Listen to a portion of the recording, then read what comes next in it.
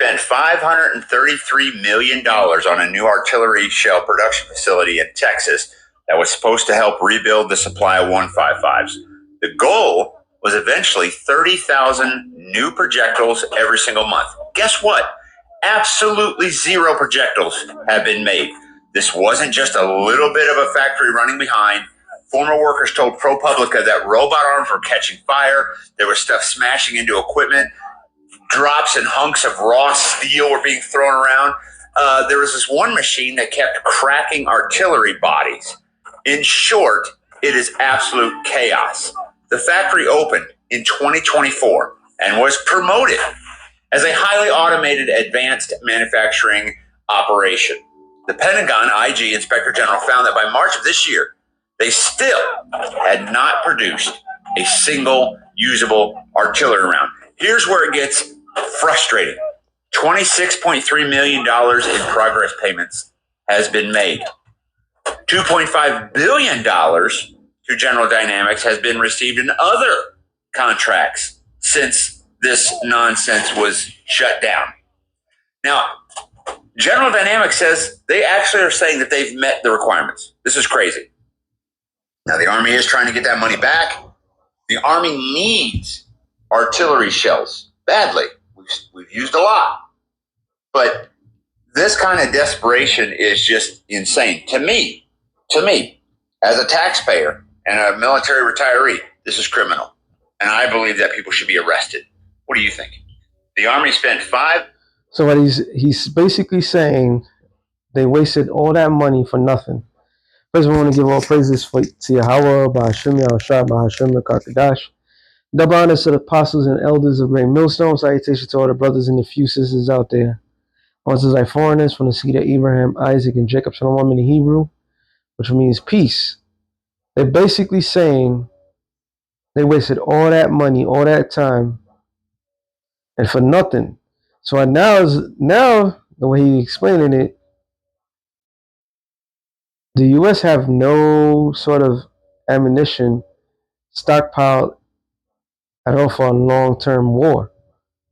This is what it's looking at. See, all the bravado of spending millions and billions of dollars on weapons, arms, and then when it's time to perform it, they can't even perform because they don't have. All right.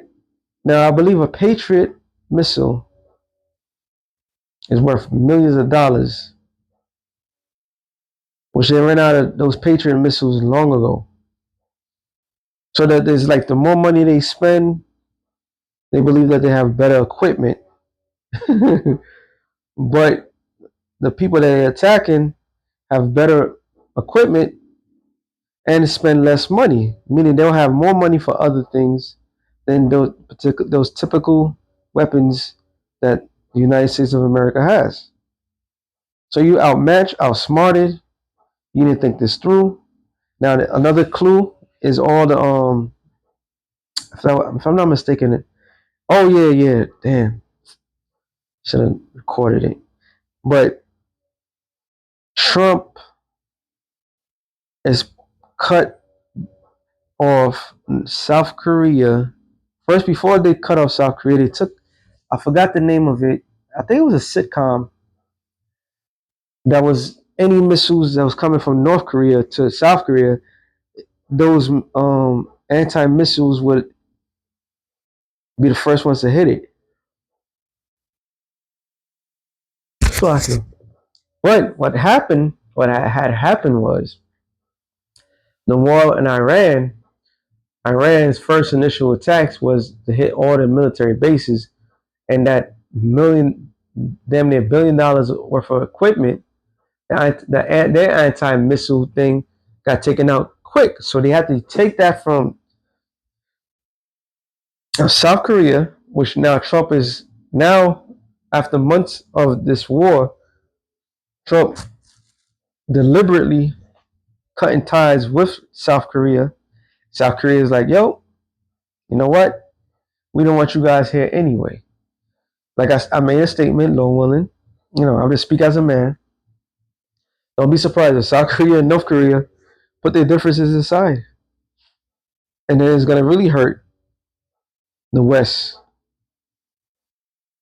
So they took that weapon, those weapons from over there to put it in the Middle East. So everything from the ships, from certain weapons that they had to fill it right back up because of this pointless war. Now this man is explaining that they already had contracts with certain private firms to have their missiles um, numbers up, and they did not have made any sort of weapons at all. So Babylon is just pretty much spending on nothing. And here we are. We finally hit a $40 trillion debt ceiling, and what's this? Pete Hegseth a couple months ago was begging Congress for $1.5 trillion. So where the money is going to go to?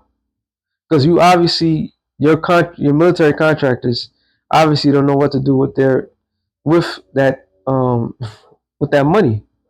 They don't have a clue what to do with it. So here it is. America is looking real bad. All right. This is, oh, you know what? I didn't think about that. Well, I always bring this out, but Jeremiah 50. But I'm now thinking about it. Jeremiah 50 and 25. It says, "The Lord have opened His armory, have have brought forth the weapons of His indignation," which we know the weapons of the Lord's indignation is righteous anger. This is ICBM nuclear missiles. Real quick, let me get the precept. Let me precept that real quick.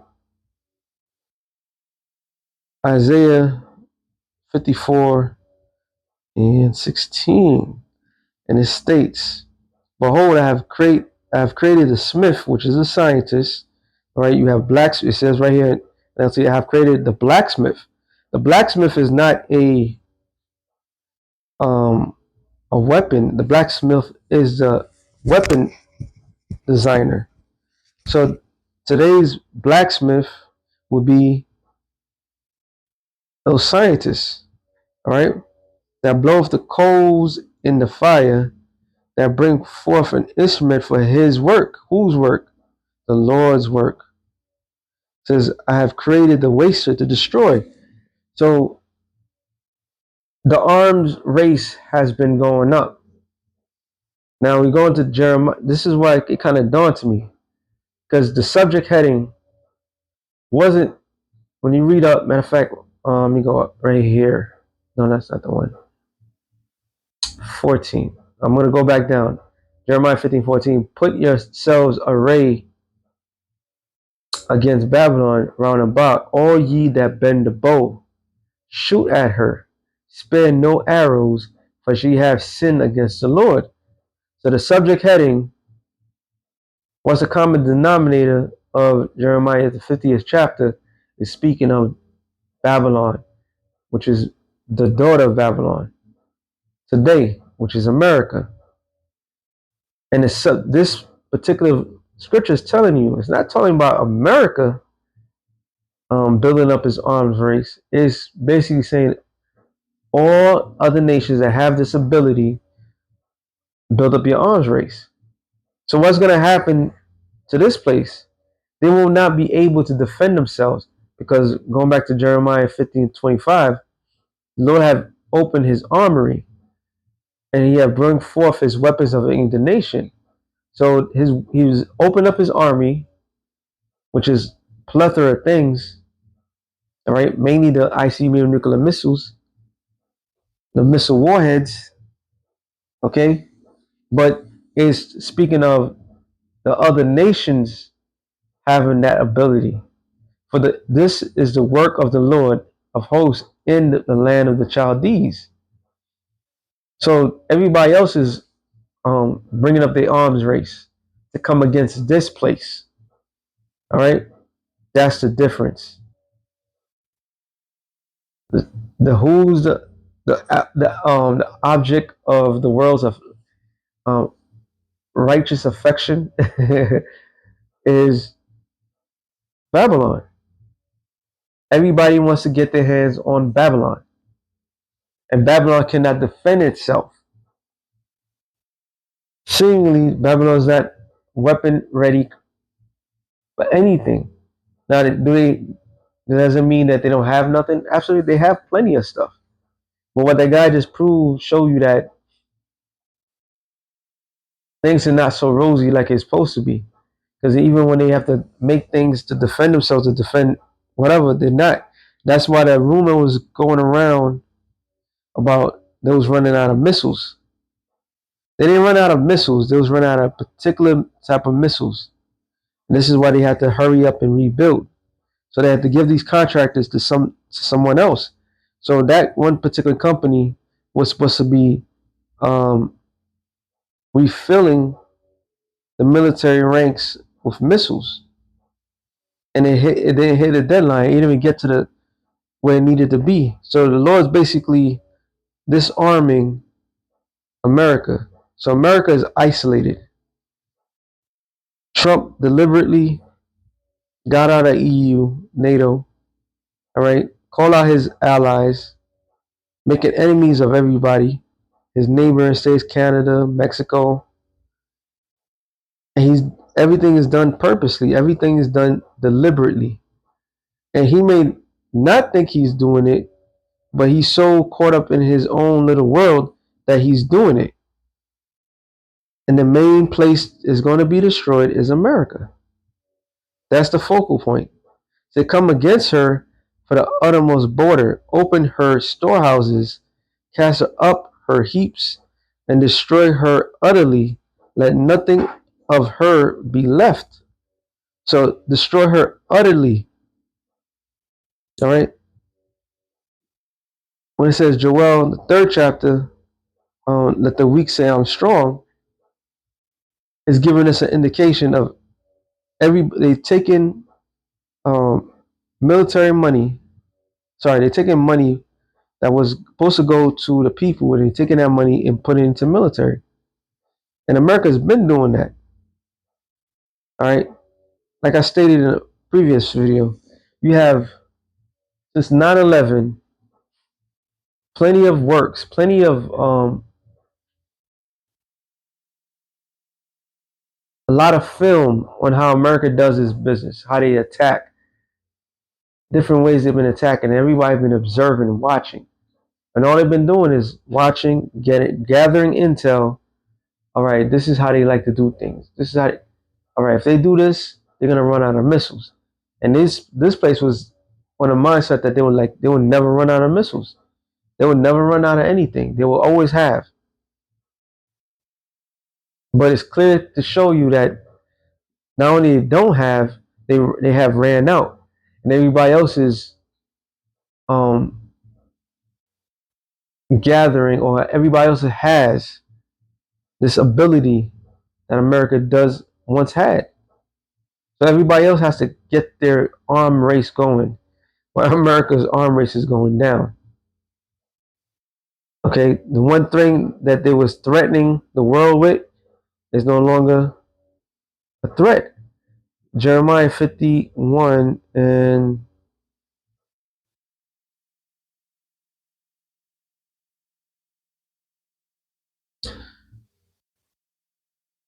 29. And the land shall tremble in sorrow, for every purpose of the Lord shall be performed against Babylon, to make the land of Babylon desolate without any inhabitant. Literally meaning everything in this land is going to die by fire. And they are going to tremble. It says the mighty men of Babylon have forborne to fight. They have remained in their holes. That's where the whole thing is going on with the U.S. Navy, which one particular ship got the light shine on it, but is more than this. That one particular ship, might I add. Even there was two fleets that went to that area. I believe it was the Lincoln and Gerald Ford, if I'm not mistaken. I believe it was Gerald Ford. Two fleets went over there If I'm wrong, forgive me. I know the Lincoln is getting relieved. All right, the Lincoln is getting relieved because it has gotten a lot of public scrutiny by the media, mainly the internet.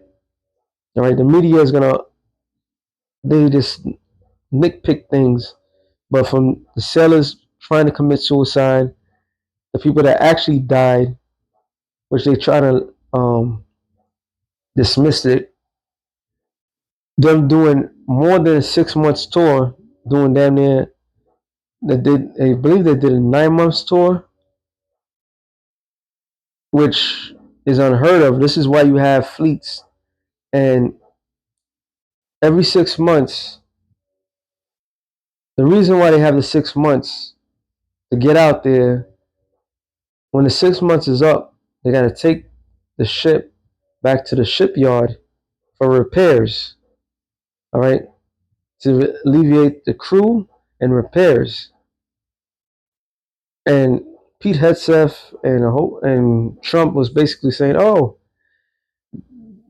there was former Navy men. They was talking about, oh, what they complaining about? We had a lot worse than this. That was all gas. Like that was just to downplay what they was doing to them. And everything that Trump did was in haste, without a thought, and he got caught up in that quagmire. So if they do get relief, which they're supposed to, I think it was two fleets that was out there, and I believe either it was a Gerald Ford or some other ship is supposed to relieve them, and they have to go the long route because they can't go through the Suez Canal. They can't go none of that because of the war. And what's happening is they show that they don't care about the people. They don't care about the personnel that serving. Okay, so now people they don't want to fight this war, and hearing that shit. If you hear that, a lot of people there's gonna be a lot of mutiny going on, and they're gonna have to replace those individuals because of this mutiny. Because of this is a war that should never had take place the way it did, they're gonna make it a war of nutrition. In other words, who's gonna run out of ammo first? And as crazy as it sounds, we were like, "Oh, America got plenty of ammunition," which is not true.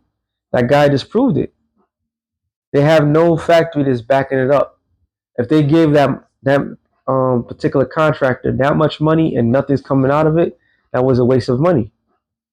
And you in the heat of a fucking war now that you started, you need all military contractors to be out 24/7 to keep this thing going. All right.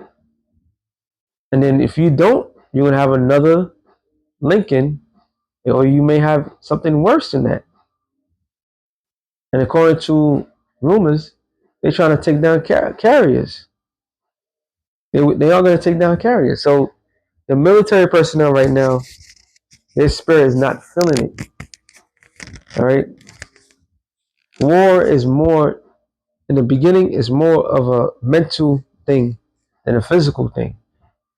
And as generals, you have to motivate, keep people motivated, and you need some sort of theme. In this society, you're not raised to think, oh, we're a conquering nation. We're here for fight for freedom. Whose freedom is infringed? Right? So the mighty men of Babylon, they find every excuse in the book. Women are going to get pregnant to get out of that situation. But the trick of that, um, this guy Biden, he made it a way where pregnant women could still be in service. So this whole fiasco is gonna go down horribly. Say they have remained in their holes, their might have failed to become as women. They have burned her dwelling places, and her bars are broken. So the mighty men are going to become like women. They're already finding excuses of not getting involved into this war.